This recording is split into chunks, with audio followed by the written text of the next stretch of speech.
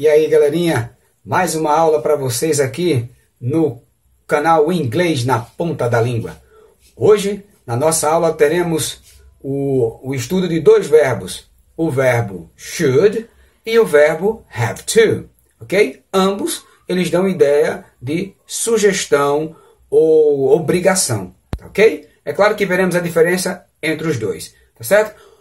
Antes disso, de vermos a diferença desses verbos, deixa aqui o teu like e se inscreve para que a gente possa fazer mais vídeo à sua cara. Ok, nesse momento nós vamos falar sobre o verbo should, que tem a sua negativa shouldn't.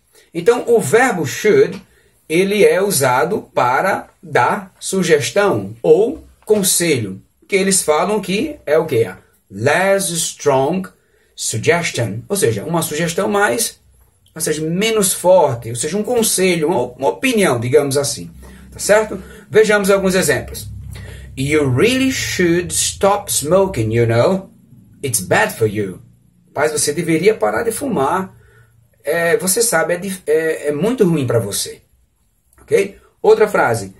People should drive carefully. As pessoas deveriam dirigir mais, né, cuidadosamente, com mais, né, prudência, ok? Então é apenas uma opinião, um conselho, né, para que alguém faça alguma coisa, tá ok?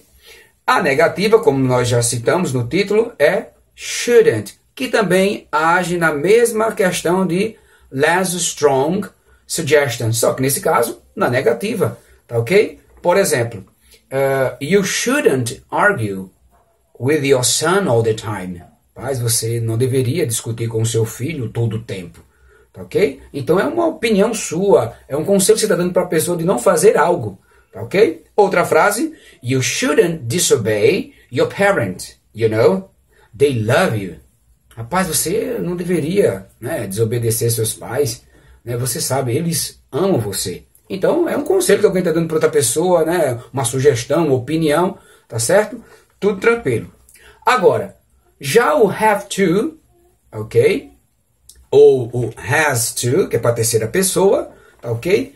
Eles são usados também para obrigação, mas nesse caso é stronger suggestion. Então já é uma coisa mais forte, ou seja, que você tem que fazer aquilo ali, né? Já no should e shouldn't, a pessoa nesse caso iria fazer ou não. Aqui não. A pessoa tem que fazer porque nesse caso é uma obrigação que remete a uma questão externa.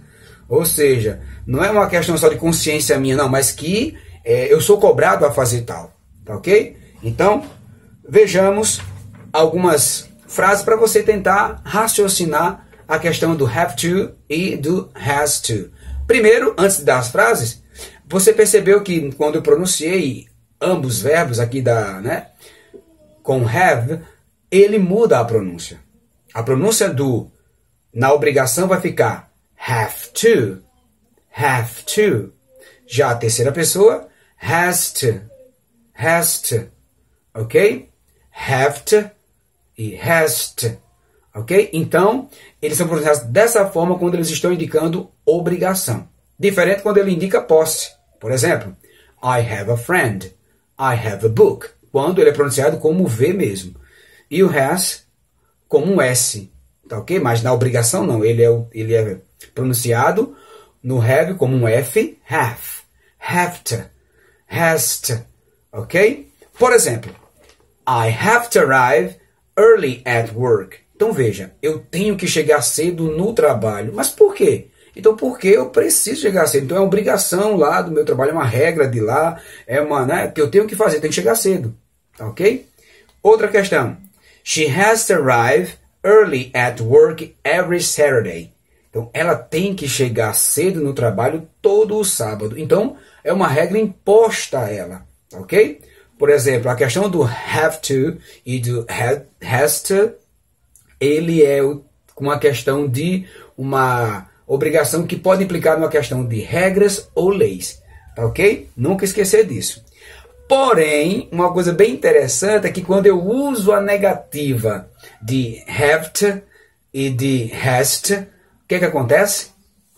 Ele deixa de ser uma obrigação para ser uma desobrigação ou uma liberação daquela questão que foi imposta, tá certo? Por exemplo, alguém diz assim: Next Friday, all the students don't have to come to school wearing uniform. Ou seja, próxima sexta-feira, todos os alunos, eles não têm que vir fardado para a escola. Ou seja, a direção abriu mão dessa regra, dessa cobrança da escola para que os alunos viessem, ok? Outra questão.